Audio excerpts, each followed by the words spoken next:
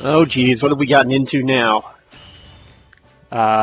Looks to me like we've got some Gundam action about to go on, which is going to be interesting because my Gundam background is fairly limited. I'm aware of some of the characters, and we're going to go into an opening here. Even the smallest skirmishes can grow into storms that ravish entire worlds. And, you know, you've got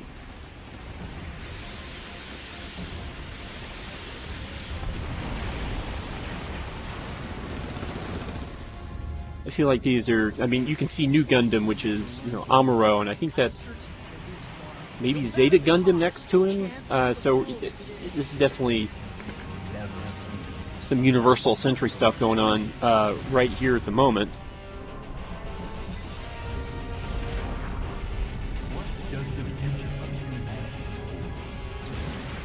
And I believe those are Zaku's that they are fighting. But like most North Americans, my experience with the Gundam franchise comes from Gundam Wing airing on Toonami in the early 2000s. So I'm very well versed in sort of the Gundam Wing universe, which is an alternative universe in the Gundam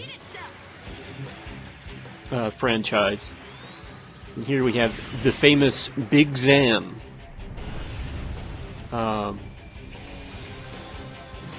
And here is, now we're starting to get some characters from across things. This is the Unicorn Gundam from one of the more recent animated shows, although also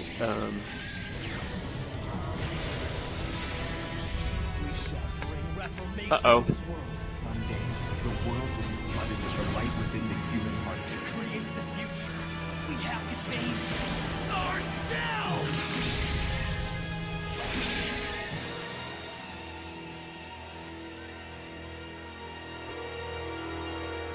I will watch the warriors of this tale to ensure they accomplish their task. Alright, and that gives you a sense of backstory. So we're going to be dropped immediately into the first tutorial level and given command of what I understand is the Gundam 00 Riser. Yeah, don't ask. I don't know much about the Gundam itself or its pilot Setsuna. I understand that this series sort of plays on some of these same ideas that Wing played on. Is a more recent series, and Setsuna has some, I would say, comparisons to Hiro Yui, but again, this is, for the most part, I'm going to try to stick to suits and characters that I know a little bit about, and so I don't have much to say about this guy, and this is the first time I've played this game, so you know, we're getting all the little tutorial bubbles.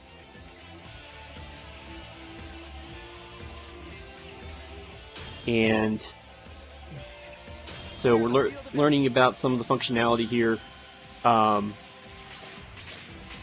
battlefield is split up into these zones of control. Enemies have red zones, we have the blue zones, and we can take over zones by defeating enough of the mooks that occupy each zone. There are a few units on the field that are capable of capturing fields. That would be your Gundam and your allies, whoever the game decides to give you as your allies here. And right now I'm just sort of learning the basic combo moves. That's why I'm doing a lot of the same move. Just the basic X, you know, kind of combo, because I'm just poking around here. But you can see on the map on the right-hand side there are different fields and different types of fields. Our base, the Allied base, is always the star field. You can see it on the top of the map there. There are other fields. The clear fields are just normal fields like these. You can take them over, but they don't really give you much benefit other than you have them and the enemy doesn't. The other fields, you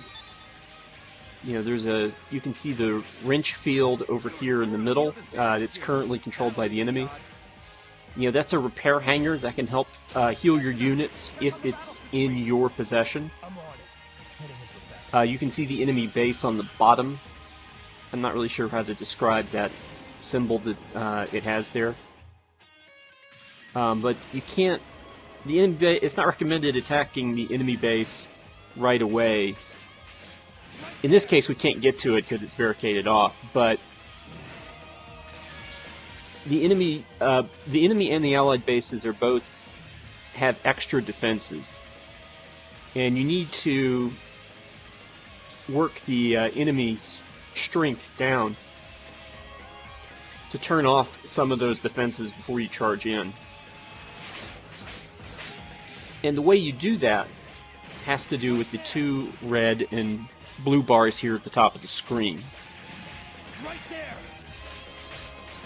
Right there. Okay, so we're being sent into. I'm sorry, it's not actually a repair hangar, which is another type of field. It's a mobile suit factory. That's not a big deal. We're going to go down and collect its power up, and then we're going to go.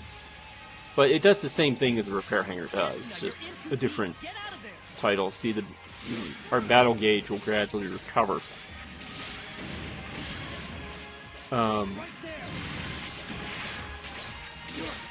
Anyways, you can see the two bars on the upper right-hand side of the screen showing the strength of our generals or whatever, or our Gundam units versus the strength of the enemy Gundam units. Not the strength of the enemy, in all the fields they hold. You can hold every field on the map and still lose a mission because too many. Your unit gets destroyed too many times. Okay, here you can see we have to defeat some sub-commander units in order to take the mobile suit factory. That happens every now and then, and it's dictated by the game, and honestly it seems just kind of random how they choose to have its sub-commander unit in a particular place or not. So, I think they did it here just to show you it can happen, but we've now successfully captured the mobile suit factory. And maybe I'll try out a different move at this point. I've been doing a lot of that slicing and dicing stuff. Alright, so now they're sending us to the catapult. One of the things that one of the problems I have with this game is trying to control the camera and making sure you're facing the right way. So you'll notice that I'll get turned around. Not, I'm not usually I'm not lost when that happens. It just means that I'm trying to get the right perspective based on what the map is telling me about where everything is. So here we are again, just beating up on mooks in order to take over the catapult. And up to now, we have not used any sort of special moves or anything. I don't know if the game has told us that we can, but you can see that my character is slightly glowing green, which means that we have a special move available. And they're actually tried a different combination, so you got to see a different attack move there. We get to play with that a little bit, but underneath my armor gauge, which is essentially my health bar, I have my special gauge. And when it's filled up, I can hit a particular button in order to let it go. And then you saw the big pink laser thing that took out some guys. And it also keeps me powered up for a little while for this particular suit. And you saw that we had instead of just our little slicey sword thingies, we actually had slicey beam saber or longer beam saber thingies there for a brief period of time, and those are very useful. I'm very much a melee player in this game, from what I've found.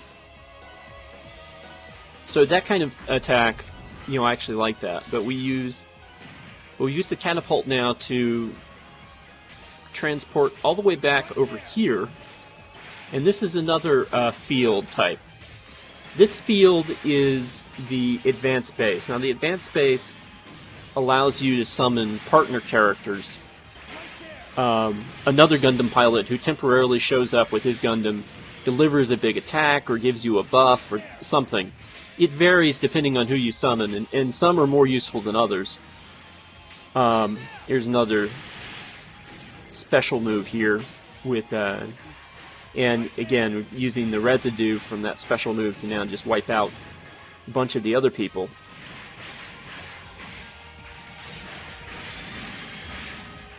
So I actually think that if you're playing the game, this Gundam is not necessarily a bad way to do it. You have to mind the phone. I'm just going to let it go. I've been getting a lot of telemarketer calls lately, just from a bunch of area codes that, you know, I don't recognize. I don't know why they've decided to show up in this particular time. But there we go, wiping out more people, and we've almost got control of the advanced base.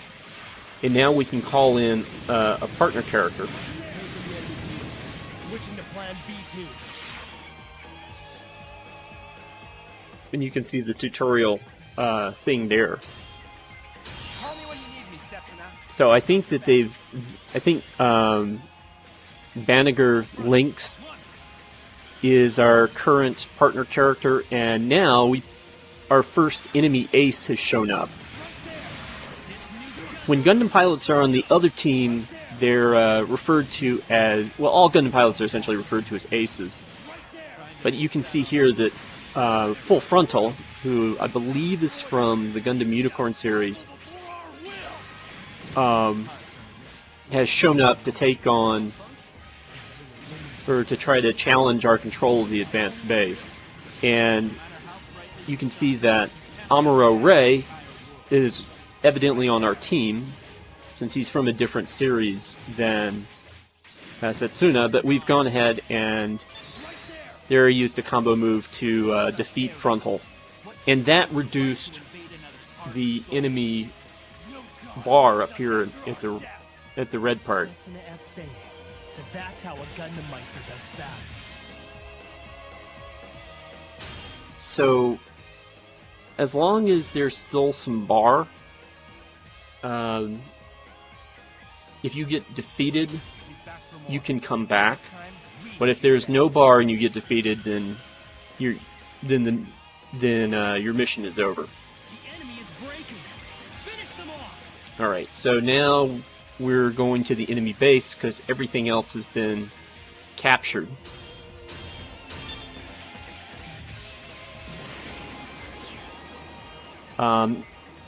You saw where Amuro was trying to talk to us there, and you saw where Setsuna had made some comment about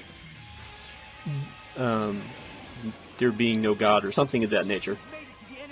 And here we got Garad Ran, also set up as an ally here in this first stage, talking to us. Those recorded clips, they're going to be repeated over and over again.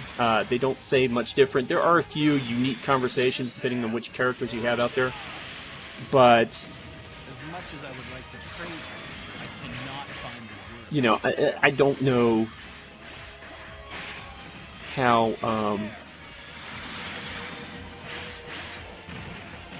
I don't know how useful you'll find that or interesting you'll find that commentary. There's some characters in this game that can be pretty annoying, but we'll run across them when we get there. Okay, here we're kind of trapped between a bunch of guys and Frontal. You can see our strength is down. The yellow is where our health currently is. The purple is where we could heal our bar to. if we were just to get out of the fight for a couple minutes. But we're going to go and beat up on frontal, because that'll help lower that red bar, and that's frontal. Oh, hold on, we've attracted somebody else. Okay, we have a new character to fight here. And again, this is a character that I'm not familiar with that much. This is Ribbon's Altmark. And we've activated our super special attack here. When you release your special attack near, and we just destroyed frontal with it. When you release your special attack near another character, it will become stronger, but the attack itself will also change. In some cases, that'll mean a more effective attack, but in other cases, it'll actually make for a less effective attack. So you just sort of have to be aware of that.